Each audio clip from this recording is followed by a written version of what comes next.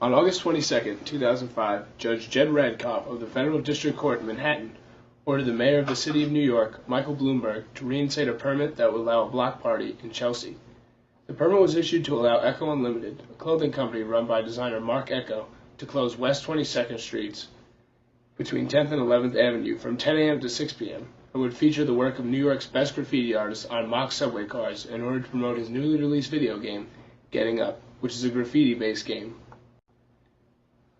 The permit for this party had to be reinstated because obviously it had been revoked by the Bloomberg administration, because they thought that, quote, defacing subway cars is hardly a joke. We just should not be giving permits out to events on the street that encourage vandalism in the subway cars, end quote. The explanation that the judge gave for ordering this reinstatement was a comparison to a street performance of Hamlet, stating, quote, by the same token, presumably, a street performance of Hamlet would be tantamount to encourage revenge murder, end quote.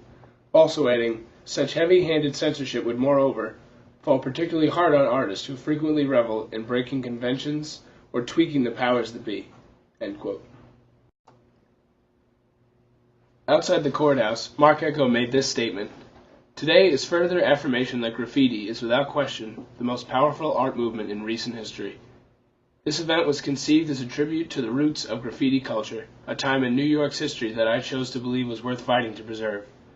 I never envisioned having to go to court when we started working with the city on this event 10 months ago, but was left with no other choice when the city asked us to change our chosen art canvas, and as such, tried to censor my First Amendment rights, and those of these great artists by attempting to dictate how we express ourselves.